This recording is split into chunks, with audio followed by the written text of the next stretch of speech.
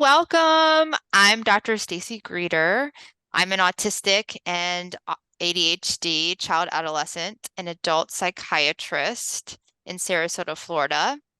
And welcome to our Little Mermaid psychoeducational fan fiction on autism. I'll be playing the role of Ariel today.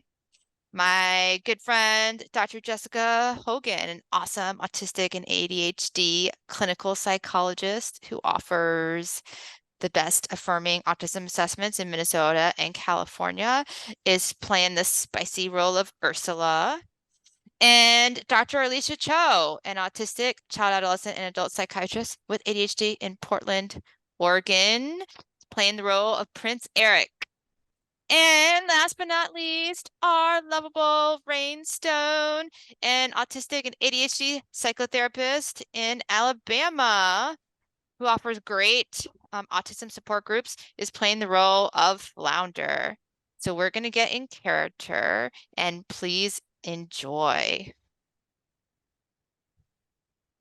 I always knew Ariel was different, and our daughter Melody is different too, but I'm autistic and ADHD.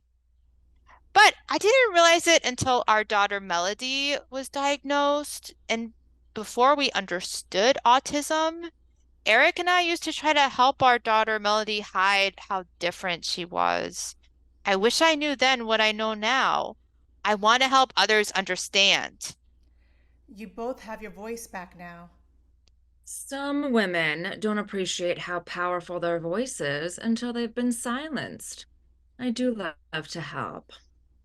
You are just so full of self-sacrifice, you too many tentacled hag. Dearie, how do you really know that you're autistic? Well, no one can tell for 100% sure, but I started collecting more and more information about autism and more information about autism, and it made sense. My life just clicked. I I never belonged under the sea. I thought it was because I was meant to be human, but I don't really belong on land either.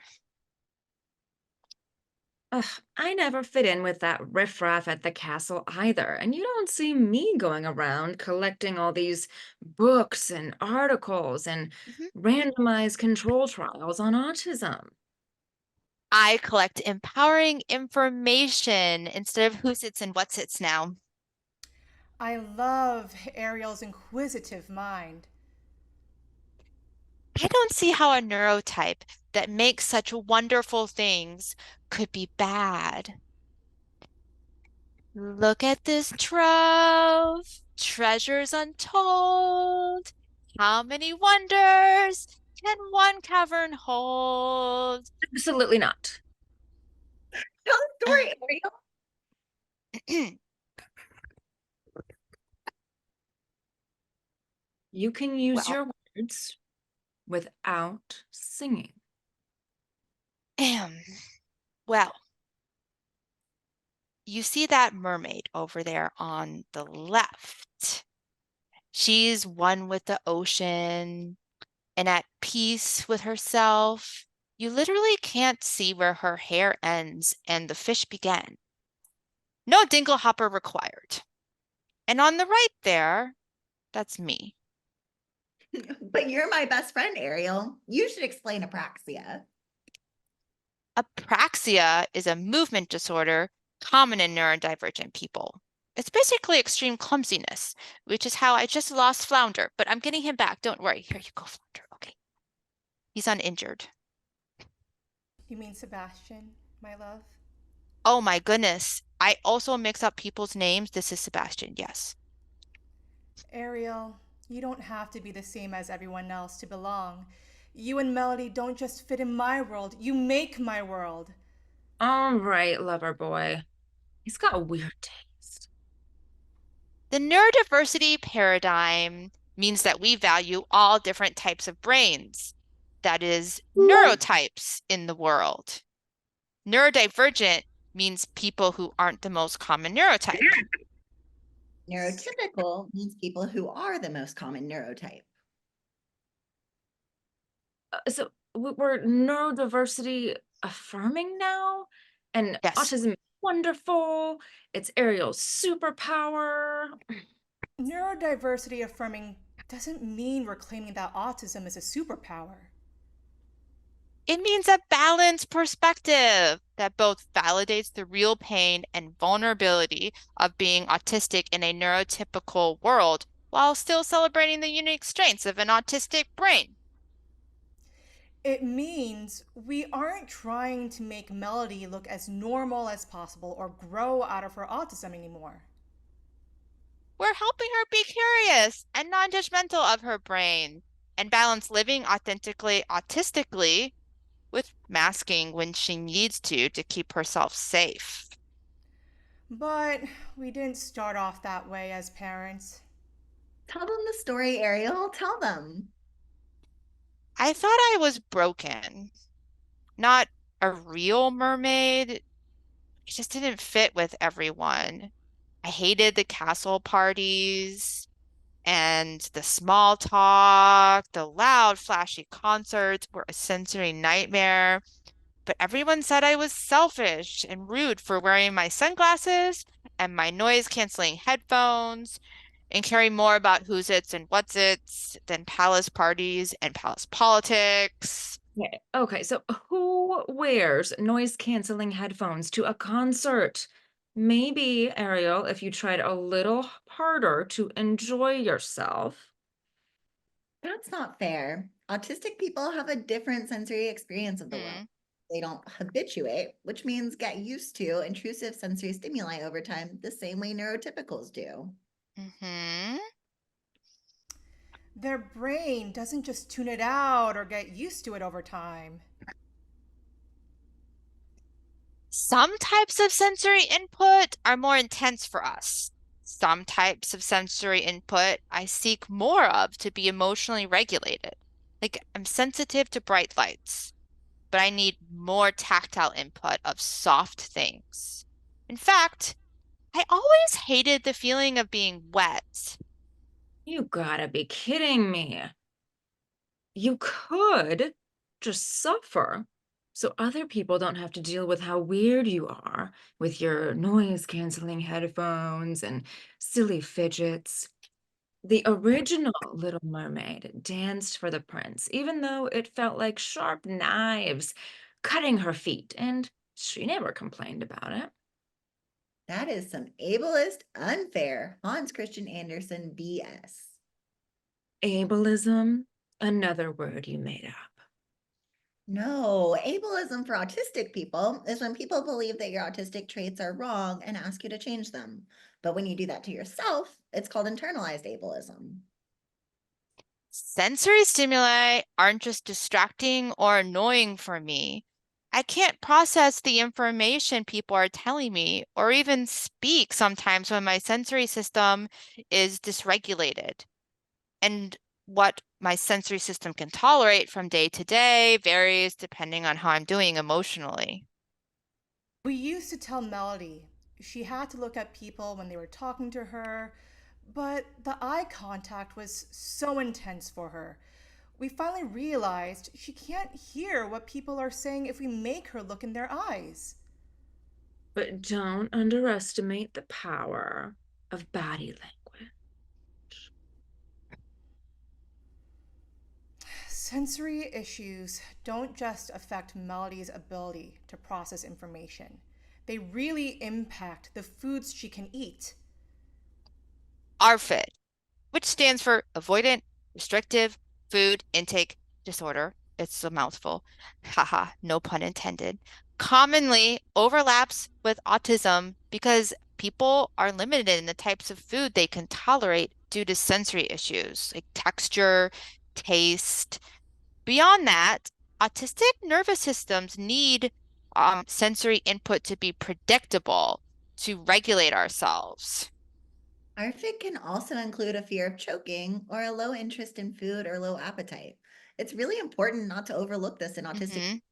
because we got to make sure their nutritional needs are met. Avoidant, restrictive food intake disorder. Did you have to use such a long, complicated name for a picky eater? ARFID is not just picky eating. ARFID isn't about food preferences. It's about seeking sensory safety and predictability in one's food. When we go to dinner at a neighboring kingdom, I have trouble getting other parents to understand that Molly is not just being rude when she doesn't eat Mhm. their food. Her experience with food is different. So we encourage her to try something new once. We don't make her eat things that she's adverse to. And we work together to find safe foods for her in the various different food groups for balanced nutrition. But I'll be honest, my sensory issues with the loud music were not the main reason I skipped my dad and Sebastian's big concert. Not just any concert, the concert that was meant to be the penultimate musical achievement of Sebastian's entire career. And people call me a witch. I felt so bad that I let Sebastian down. I know it doesn't seem like it, but I really do care. I was finding amazing human artifacts, and when I'm exploring treasure, the time just disappears. When our daughter Melody was diagnosed, Ariel and I learned that many autistics and ADHDers have a monotropic attention style. It means that our attention gets hooked on a particular interest that draws us into a deep level of focus. And other inputs in our environment, like flounder talking or time passing, Dark's approaching. just don't show up on our radar when we get into that deep flow state, fixated on our special interest. Yeah, we all have our interests that we would rather focus on instead of Triton's latest social events. So, what kind of excuse is that? It's not Ariel's fault. I mean, a neurotypical person may like some human treasure, but do they write songs about it, fill entire caverns of it, risk getting eaten by sharks, change species to pursue their special interest, make the worst deal ever with a sea witch, putting the entire ocean at risk? We get it, Flounder. Yeah, okay. An artistic special interest isn't just something you like. For an autistic person, deep diving into our special interests is something we need. It emotionally regulates us and sustains us. And it can be excruciatingly painful to rip our attention out of a special interest vortex. It's like tendrils of my brain get left behind. We had to experiment with a lot of different strategies to help Melody and Ariel transition between tasks. We sandwich time with special interests in between demanding activities like castle balls. I used to wish I got invited to Triton's castle parties. Why do you keep talking about it being a demand? Is it that hard for you people to socialize and have fun? Am I talking too much? Am I interrupting? Am I building on what the other person says? It's exhausting. Normal humans seem to manage all this unconsciously. And when I make a mistake and let people down and offend them, it really hurts. It makes me super vigilant of doing it again. And then I can't really relax or connect with the people in that state. That's rejection sensitivity dysphoria. We learned that with Melody. Rejection, sensitivity, dysphoria? I think you just made that up. That does not sound real. That is so insensitive. Rejection sensitivity dysphoria is an intensely emotionally painful reaction to rejection beyond the typical pain most people feel. It's part of both the ADHD and autistic neurotype. And it can be magnified over time because the trauma of being rejected and bullied, feeling like you've let people down so much when you struggle with executive functioning, like when I make Eric late or he has to help me find where I put my seashells again. I'm always happy to help you find your seashells, my love. Excuse me, executive functioning? Yeah, harder time with impulse control, attention regulation, and organization.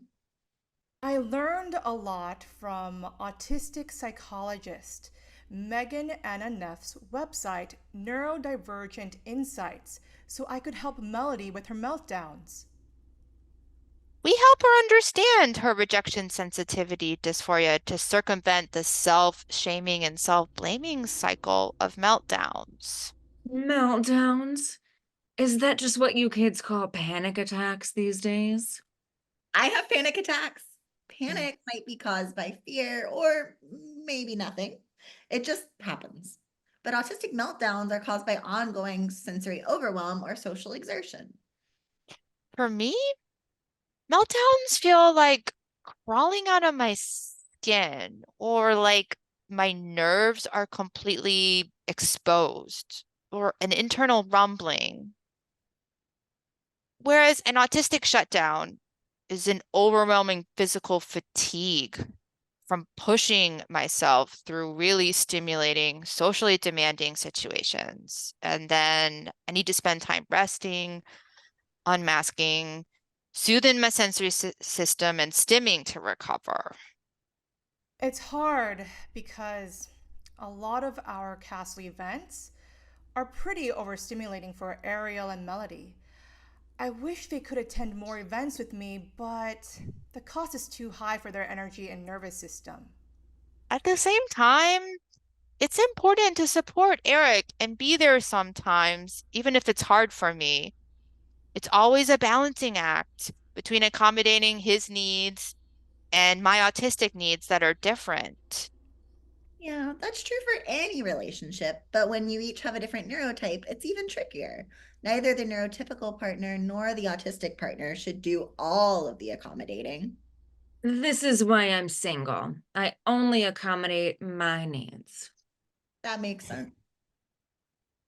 Yes, it needs to be a balance of co accommodation in a relationship. Ariel, tell Hmm. them how stimming helps. I wish I knew that before. Oh, yes. Stimming gives us autistics predictable sensory information to regulate our sensory system. Most people are familiar with stimming movements like rocking, flapping, but stimming also includes swinging, verbal exclamations, application of the dingle hopper. I feel bad that I used to make Melody stop rocking and flapping because I thought it would help her grow out of it and protect her from rejection. My love, you didn't know. And we help Melody to find safe places to be her authentic self, understood. Um, and when she needs to mask, which that is pretend to be neurotypical, we help her understand so she can protect herself. Well, masking is actually something all people do to help them fit in. For Ariel and Melody, it comes at a much higher cost, though. I use a great seaweed mask for my pores. Not that kind of masking. Oh, you mean the masks humans wear for the COVID? You are hopeless. You know that? Completely hopeless. Masking is when autistic people mimic neurotypical facial expressions and body language and suppress their autistic traits to fit in. When an autistic person is masking, they are simultaneously expending massive amounts of energy, both emotional and cognitive, to mimic neurotypical facial expressions, body language, and behavior, while suppressing their biggest sources of energy renewal, such as stimming and talking about our special interests. And it's not just that masking is hard for us or draining. When I devote my energy to masking, I miss what's really going on with the people around me. To mask or not to mask, Really, not masking just sounds like you're choosing your own comfort over other people's. I listened to the podcast, Divergent Conversations, and heard autistic people compare masking to living in low power mode instead of full battery mode on a cell phone. But pretending to be neurotypical gives you increased safety, job security, lowers your risk of rejection, and society will see you as more credible. Yes, but pretending to be someone else all the time doesn't allow a person to figure out who they really are or what they really want. And if your attention is constantly focused on other people's needs and expectations, Ariel, you could lose the ability to advocate for yourself. And when I don't have to mask, I'm so much more effective as an advocate to help different people in the world. It's important to me to advocate for the indigenous people of my island against colonialism, to improve peaceful relations between merfolk and humans, and work to reduce overfishing of the ocean population. Yes, autistic social justice sensitivity Mhm. is a thing. Autistic people like Ariel tend to get really, really passionate about fairness and equality in the world and advocating for the underdog. Being our authentically autistic selves offers freedom, more creativity, more energy to change the world, a better understanding of ourselves, and deeper and more authentic relationships. And it's not just autistic people who lose out when autistics are masked. What does the human world lose when autistics are masked? Also, extended time masking can lead to autistic burnout. It's important to distinguish autistic burnout from depression. Autistic burnout is more of a physical feeling of very low energy. It can include loss of skills. Depression presents as like a hopeless, sad, low motivation. A depressed person generally needs more socialization and activity to recover. But someone in autistic burnout generally needs the opposite: rest, time unmasking. Why are you people overwhelmed so easily? Judgy McJudgeons over here. When a neurotypical brain gets a general gestalt concept of their environment, autistic brains process much more sensory details while simultaneously analyzing other people's behavior to try to figure out what's expected of them. The autistic mind isn't overwhelmed more easily. We're processing much more information simultaneously with a different sensory perception of the world. It's why autistic people are less susceptible to making assumptions based on preconceived notions than neurotypicals. Impaired interoception is another thing we should talk about. It can also lead to more frequent meltdowns. Interoception is your body's ability to recognize internal cues such as thirst, hunger, full bladder. So a neurotypical brain may more easily realize, hmm, I'm a little hungry. I need to get a snack. But I'll be researching how candles make flames, reading about fireworks and volcanoes, and uh-oh, I'm raging and hangry because I forgot to eat. Is that a Pokemon? That is not the Mhm. correct franchise. Well, Misty was a mermaid once too. We gotta catch them all. yeah, Flounder and I started collecting Pokemon cards like this water type, fire breathing Pokemon Gyarados. You should explain the other word on that slide, my love. Alexithymia. Yeah, focusing. Got it. Okay. So alexithymia. Um, let's say your different emotions are like different flavors of gummy fish. Some people are great at picking out many different flavors. And for some people, it's sort of like all the gummy fish got mushed together. They were put in that What's it called again? Microwave. Right. They were microwaved and they melted together and they're difficult to distinguish now. Alexithymia is kind of like color blindness for distinguishing one's inner feeling states.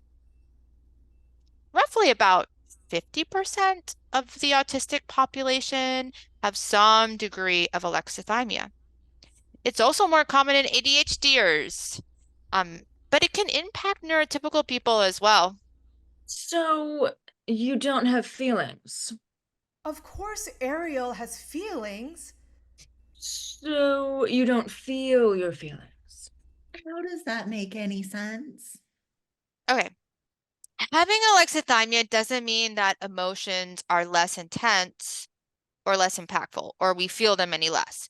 It's about the granularity with which you perceive different emotional states, not the intensity with which you feel them.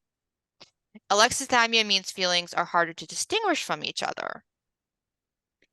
Some autistic people express emotions differently too, like having less animated facial expressions, which is one reason there was this myth about autistic people feeling less emotions. An autistic mermaid's face may look like a statue, but her feelings are still just as human. It's a myth that autistic people and mermaids don't have feelings, and an even more harmful myth that autistic people lack empathy. But a mermaid has no tears, and therefore she suffers so much more. Hans Christian Andersen. I like his ending better, by the way. Yeah, where the little mermaid dies in the end. You would like that. Hans Christian Andersen also said a mermaid had no soul unless she could impress a man and marry him. No one who has met you, Ariel, will believe that autistic people lack capacity for feelings or empathy. So, also, only about half of autistic people have alexithymia, that is difficulty perceiving different emotional states. Many autistic people actually are on the other end of the emotional spectrum and are hyper aware of their emotions, feeling them more intensely than a neurotypical person. And this is called hyper empathy. And autistics tend to have an acute sense of social justice, fairness Hmm. for all life forms. And I love how passionate you are and how you see the world differently. That's enough out of you, lover boy. There must be some reason that the belief that autistic people lack empathy. Well, since I discovered my diagnosis and melodies, I have been collecting information on autism and empathy, and there are three types of empathy. Affective empathy, feeling with people. So mirror neurons light up in your brain that mimic the other person's facial expression. They make a little micro expression on your own face, and you feel what they feel. With affective empathy, I feel Flounder's disappointment when I see that look on their face. You do? Nope, I'm not feeling anything. That's sociopathy, not alexithymia. This subset of autistic people who have alexithymia will struggle with the affective empathy, not because they don't care about people, but because they have difficulty discerning their own feelings as well as those of others. These humans based their original research on autism on a select population of white male autistics who had severe alexithymia. Misrepresenting many autistic people like Ariel who actually have an extremely sensitive perception of others' feelings. Compassionate empathy is concern and caring for others and caring. For example, I care about Flounder. I hope he gets a break under the sea. Yeah, it's been pretty intense lately. He's such a guppy. Cognitive empathy is understanding another's perspective or point of view. And it's also been referred to as theory of mind. It means I can imagine how it must be for a flounder under the sea, missing their friends. It can be lonely. Yeah, it gets pretty lonely now, and I worry a lot about you after everything you went through before. Oh. You poor, unfortunate souls. Pathetic, more like. That is fake empathy. Moving on. Human researchers used to hypothesize that autistic people struggled with cognitive empathy or theory of mind. Dr. Damian Milton's study showed that while autistic people may struggle more than neurotypicals to understand the neurotypical perspective, autistic people are actually better than neurotypicals at understanding the autistic perspective. It's not that autistic people lack theory of mind, but that cognitive empathy between different neurotypes is challenging. We call this the double empathy problem. That's why it makes sense that Melody felt so much less lonely when we helped her connect to other autistic kids who share her neurotype. Some people use the metaphor of a cultural misunderstanding to explain differences in communication. Autistic culture is based less on subtext or social determinants of behavior. It prioritizes expediency and facts. The neurotypical way is to gently and subtly so people don't think you're disrespectful and automatically follow social norms. The autistic way is to be direct and clear. Protecting relationships within a social hierarchy is important in neurotypical culture. Small talk puts people at ease. Communicating accurate information is about a topic of interest, is the priority in autistic culture. Ariel isn't one for small talk. Autistic people connect through deeper communication, discussions of our area of special interest. Small talk is often really annoying for us. What is socially acceptable? What is logical and most efficient? I'd say it's much preferred for ladies not to say a word. After all, dear, what is idle prattle for? It's she who holds her tongue who gets her man. I really love how honest and direct Ariel is. She isn't afraid to speak her mind. Miscommunication is really risky for autistic people. For example, they can misunderstand people's intentions, making them more vulnerable to being manipulated by others. You know, dearie, I can help you fit in. It won't cost much, just your voice. I'm not giving up my voice to fit in ever again.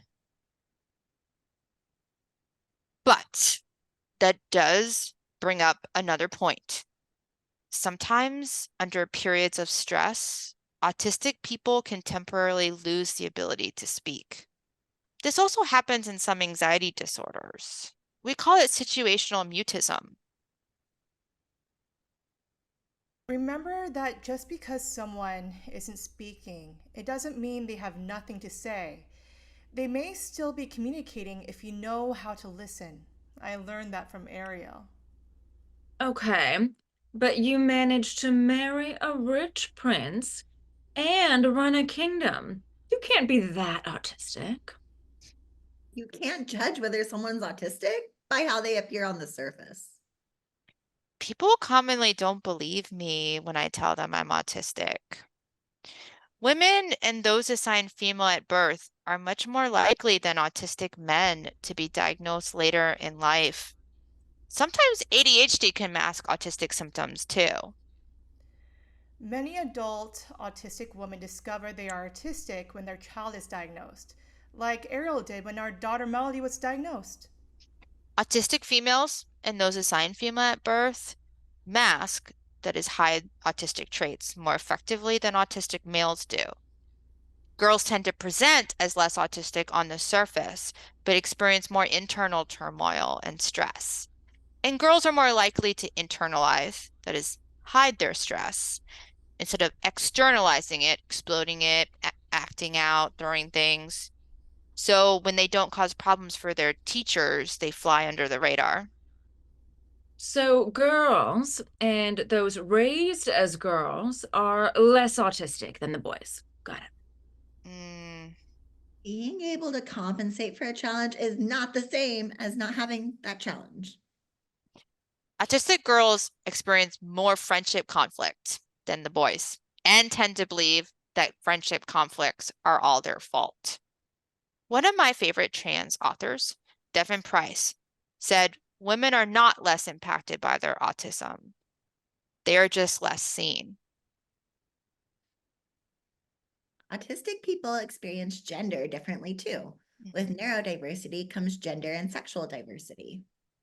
Autistic people are more likely to be gender expansive and less likely to be heterosexual than neurotypicals.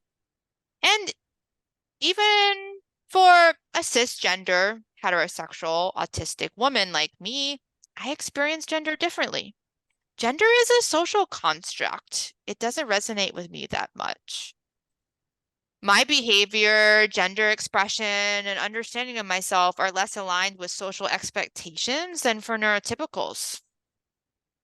In the human world, stereotypical male gender roles are also more accepting of autistic traits than stereotypical female roles are, which can make it harder for autistic females in the workplace. Yeah. Gay fact: Hans Christian Andersen was a queer author. He wrote the Little Mermaid story after the man he was in love with married a woman instead, and he was devastated. The human world is a mess. We know how to do pride right under the sea. I also want to highlight another important population of unseen autistics, people of color. Intersectional marginalization occurs when you belong to two different disenfranchised groups at once, and it's even harder to find a place to safely belong. Autistic Black mermaids may have the burden of both masking and code switching, which means both going back and forth between acting Black and acting white to suit the needs of those around them, and going back and forth between acting autistic and neurotypical. And Black autistic children are 2.6 times more likely to be misdiagnosed than white autistic children, more commonly with diagnoses of adjustment disorder or conduct disorder. But isn't it good to not be diagnosed as autistic? Having the wrong diagnosis means that people don't have the benefit of understanding themselves. An accurate autism diagnosis allows people to find other autistic people to connect with and mirror their experience of the world. Sometimes autistic people might forego a formal diagnosis instead of risking the potential of being misdiagnosed. Formal diagnosis, self-diagnosis. Well, life's just full of tough choices, isn't it?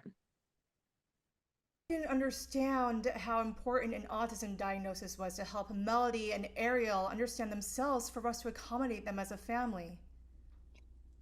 Eric and I knew Melody was autistic for a while, but Eric convinced me to temporarily hold off on having her formally diagnosed or telling her. I can't tell you how much I regret that. I was trying to protect her from getting hurt. Hmm. Who does that remind me of? Another father, King Triton, who was trying to protect his child by keeping things from her and not letting her explore her true self.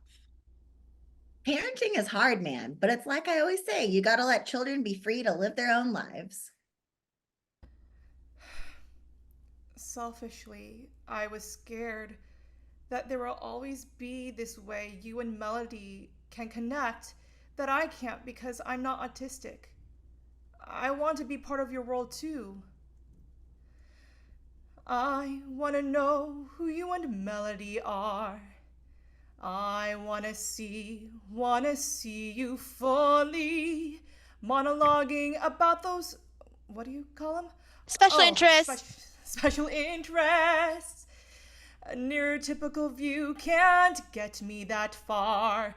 Curiosity is required for me to know you, showing me that. What's that word again? Stimming. Stimming, unmasked and free, but still room for me. Husband, father, and part of this family. Show me, please. I want to be part of your world. What would I give if I could create an accommodating world? What would I pay to make them accept our little daughter? Betcha in the sea, they understand, but they don't silence the neurodivergent. Bright young children, sick of hiding, ready to stand. I'm ready to know what you're feeling now. Interoceptive differences, alexithymia, what sensory overwhelm, and what does it cause? What's that word? Meltdown. Meltdown. When's it your turn to show me what it's like to be autistic in this world?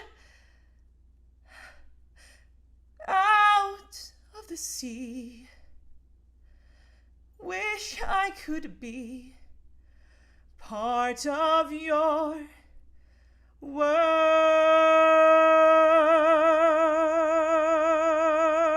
world.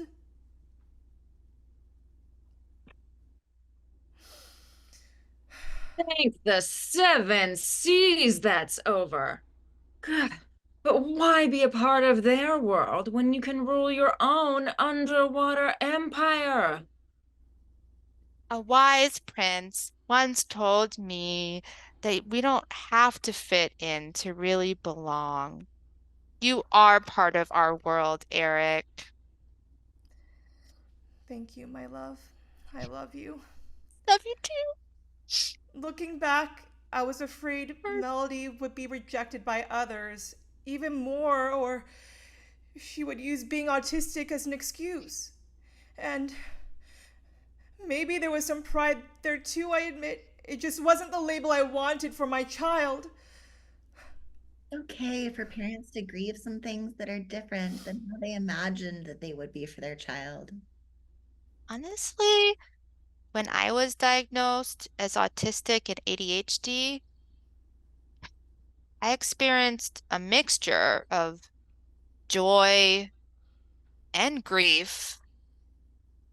This isn't a thing I can therapeutize out of me, and I don't want to, but I still wonder what the neurotypical version of me would be like. There's no other version of you I would want. Gross. You're making Aww. my tentacles crawl. I explained to Eric that even though he doesn't want autism as a label, people will label our child no matter what we do. More importantly, we label ourselves. Before I understood that I have a different brain type, I believed people when they said I was too intense, Overly sensitive. Rude, weird, Difficult. oppositional. etc. I wanted our Melody to understand those labels aren't true. And we make sure she has other labels for herself, empowered by her autism diagnosis. Perceptive, Open, Passionate. Unique. independent, an expert, Brave. Accepting. honest, analytical. Logical. outspoken. Finally, having an accurate understanding of my brain, I could stop wasting so much energy trying to do things like everyone else. I felt less broken and more alive, and I have more freedom to take better care of myself. One of Ariel's favorite books, of the many she has collected on autism, Is This Autism? A guide for clinicians, and everyone else has this quote. Only Accurate and neurodiversity affirmative self-understanding can free an individual from a lifetime of self-blame and shame. Countless autistic individuals have beautifully expressed the freedom and validation they feel when they are finally recognized as autistic. For many, understanding themselves through this lens has enabled them to experience less emotional distress, engage in better self-care, feel a sense of community, and advocate more effectively for their needs. It's our job as parents to model for kids how to feel about their diagnosis. Talking openly about it helps them face it with acceptance rather than shame. I explained to Melody that humans have two types of computers, Apples and PCs, which process information differently. Maybe most brains are PCs, and her brain is an Apple computer. Some things that are easy for neurotypical brains are going to be a lot more challenging for her, which is painful. Yet her brain has unique strengths too. It is a blessing and a curse. Autistic strengths can include a strong sense of justice and fairness, honesty, hyperempathy, detailed perception, creative thinking, being less influenced by social norms, and having expertise in an area of interest, just to name a few common ones. But of course, every autistic person is different. I found thriving autistic advocates for Melody to listen to so she can hear her unique autistic experience of the world reflected in their experiences and feel less alone, less broken. It's important to have thriving autistic role models. Our autistic podcaster friend, Matt Lowry, helped us rewrite the deficit based criteria of the DSM 5 or DSM 5 TR to be more neurodiversity affirming. Tendency to talk passionately about certain topics and not engage in small talk. Differences in nonverbal communication, including stimming while talking or looking elsewhere. And due to differences in communication, autistics may have difficulty connecting with and understanding neurotypicals. Security and comfort in routines decreases sensory overwhelm for autistic people. Autistics feel passionately about our special interests and use them for rejuvenation and emotional regulation. We dedicate this presentation to all the unseen autistics.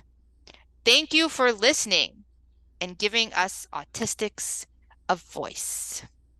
You know, I think I might be autistic, actually. We know. We know. I know you gave me a hard time because of internalized ableism. And I'm glad you finally found your voice too, Ursula. Under the sea, under the sea. Darling, it's better down where it's wetter. Take it from me.